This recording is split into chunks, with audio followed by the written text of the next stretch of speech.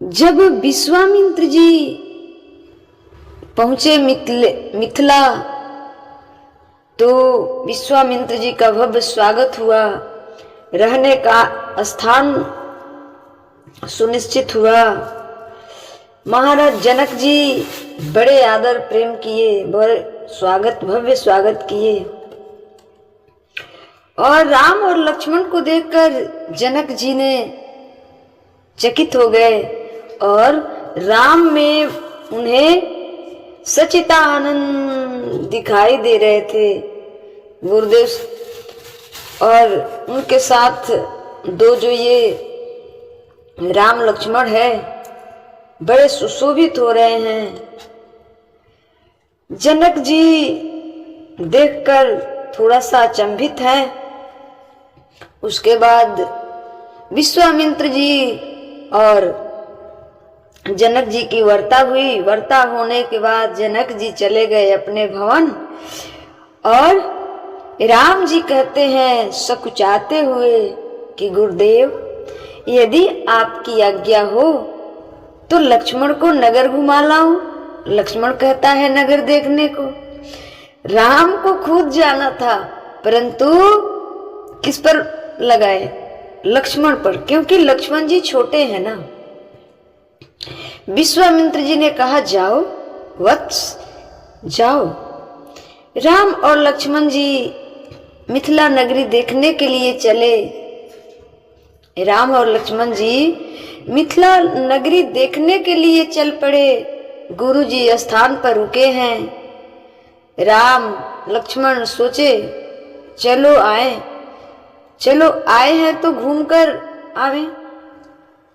तो जैसे ही राम और लक्ष्मण मिथिला नगरी घूमने के लिए चले तो मिथिला के नगरियों में मिथिला के नारियों ने गोपियों से सखियों ने देखा वह कितने सुंदर है। वाह कितने सुंदर है। मतलब गोपी ये जैसा वहां की जो सखियां थी, जो ब्रज की गोपी हैं वैसा ही वही है। तो सखियों ने देखा तो कहा वाह कितना सुंदर है ये। एक सखी ने कहा कौन है ये? दूसरे ने कहा अयोध्या से आए हैं विश्वामित्र जी के साथ। क्या नाम है इनका? राम और लक्ष्मण नाम है इनका। राम और लक्ष्मण नाम है इनका। अच्छा ये राम लक्ष्मण है। एक सखी दौड़ी दौड़ी आई, सुनो सुनो सुनो, इनसे बच के रहना, इनसे बच के रहना। क्यों बच के रहना? बोले ये कोई प्रसाद वगैरह दे तो मत लेना। ये कोई प्रसाद वगैरह दे तो मत लेना, मत खा लेना। क्यों बताएं तो सही। पागल हो गई हो क्या? पागल हो गई हो? क्यों पूछ रही है?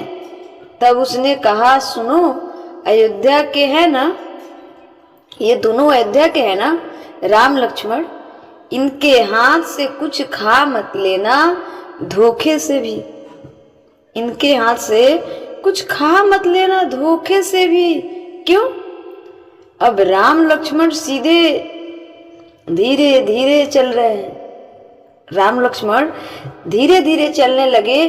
क्यों? जैसे कि आपके नाम से कहीं कोई वार्ता हो रहा हो तो यदि आप उधर से गुजर रहे हैं तो आप भी चाहते हैं ना कि हम अपनी बड़ाई हो या शिकायत हो सुन ले। तो सुनने के इच्छा से राम और लक्ष्मण धीरे धीरे चलने लगे। ऐसा क्यों बोल रही है ये? मतलब ये क्यों ऐसा बोल रही है? सुने तो जरा। लक्ष्मण तो घबरा गए। राम राम, हमारे बारे में यहाँ हल्ला क्या चल रही है? हमारे बारे में यहाँ हल्ला क्या चल रही है? सखिया बोली बोल तो सही, क्यों न खाएं? अरे कोई कारण तो होगा ना, तो कारण तो बता। अरे ये उस नगर के राजकुमार हैं जिस नगर में बच्चा पैदा करने के लिए माँ बाप की जरूरत नहीं पड़ती। जिस नगर में मजाक कर रही हैं सखियां, बच्चा पैदा करने के लिए माँ बाप की जरूरत नहीं है, क्या बकवास कर रही है। ये जो राम लक्ष्मण घूम रहे हैं मिथिला में, ये बाप से पैदा नहीं हुए, फिर कैसे हुए? तो इनको पिता ने यज्ञ कराया था। यज्ञ से अग्निदेव प्रकट हुए थे, अग्निदेव ने खीर लेकर प्रकट हुए थे। वो खीर की प्रसाद माताएं इनकी खाई। खीर खाने से, अयोध्या में खीर खाने से बच्चे पैदा हो जाते हैं। अयोध्या जी में खीर खाने से बच्चे पैदा हो जाते हैं। जो कर रही हैं और भगवान को सुना सुना तिरछी नजरों से देख रही हैं सखियां कि भगवान सुन रहे हैं कि नहीं, लक्ष्मण जी सुन रहे हैं कि नहीं, सुना सुना के कह रही हैं ये खीर वीर खिलाए तो मत खाना। लक्ष्मण जी माथा पकड़े, हे भगवान। तो लक्ष्मण जी राम से बोले, सुनो, हम सोचे हैं मिथिला में अब लक्ष्मण जी तो सरने वाले हैं नहीं, राम तो मुस्कुरा रहे हैं पर लक्ष्मण जी तो सरहेंगे नहीं। तो अब लक्ष्मण जी राम से कह रहे हैं, भैया हमने सुना है मिथिला में घर बसा ले, मिथिला में घर बसा ले। राम जी बोले ये नहीं, राम जी बोले कि ये नहीं, ये पलट बढ़िया दिख नहीं रहा है, इसको खरीद के घर बनाते हैं, बड़ा सा समस्या एक है। लक्ष्मण जी बोले कि भैया मिथिला में घर बसा ले। तो राम जी आपस में ये लोग दोनों आदमी इन लोगों पे बोल मार रहे हैं। जो सखियां जब इनको सुना दी तब ये सुना रहे हैं। लक्ष्मण जी बोले कि भैया मिथिला में बस जाए, घर बना ले, पलवट बढ़िया। राम जी बोले पलवट बढ़िया नहीं दिख रहा है, इसको खरीद के घर बनाते हैं, बड़ा समस्या एक और है। और क्या समस्या भैया? हम मिथिला में जगह खोद नहीं सकते, हम मिथिला में जगह खोद नहीं सकते। हमारे यहाँ तो माँ बाप की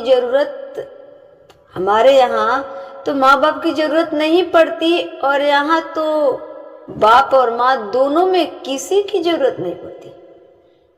हमारे यहाँ तो सिर्फ बाप की जरूरत नहीं पड़ती, पर यहाँ मिथिला में तो माँ और बाप दोनों की जरूरत नहीं पड़ती।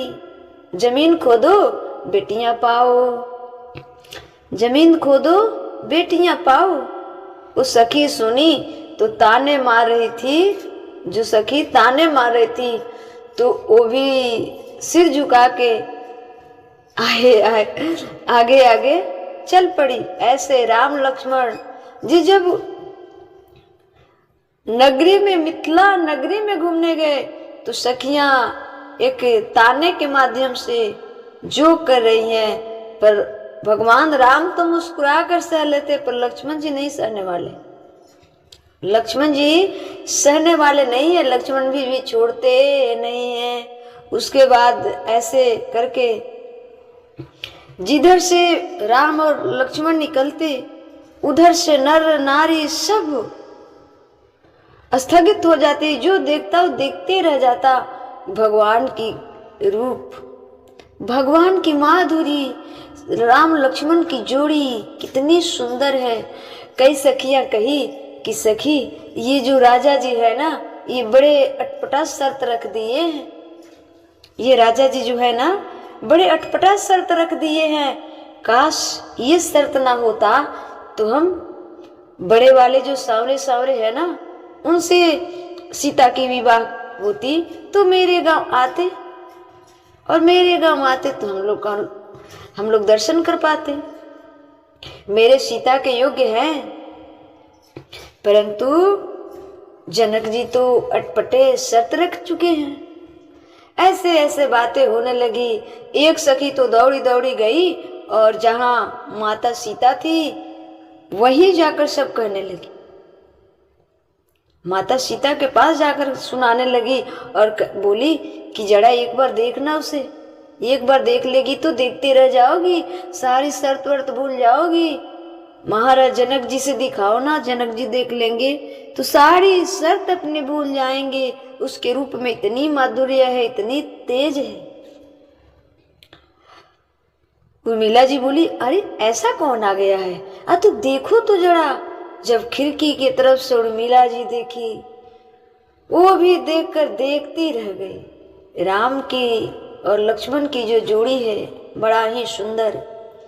सब नर नारी, बूढ़े बच्चे सारे भगवान पे लूट गए। अब ऐसे करके राम लक्ष्मण जब घूम कर आए, तब तक जनक जी को सूचना मिली कि गुरु विश्वामित्र जी आए, जो हमने पहले बनाए। तुरंत दर्शन करने आए। तब तक राम लक्ष्मण जनक जी ने देखा, गए रहे देखन फूलेवाई, तेहि अवसर आए दो भाई। जनक जी ने राम लक्ष्मण को देखकर दंग रह गए।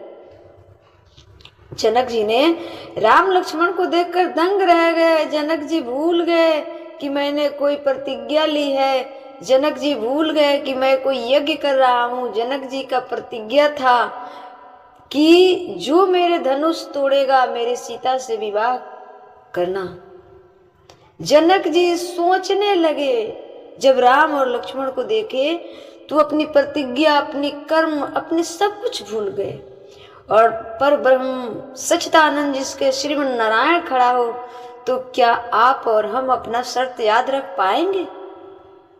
क्या मुख से बोल पाएंगे यदि सामने भगवान खड़ा हो जाए साक्षात? तो क्या हम चल पाएंगे? क्या हम कुछ कर पाएंगे?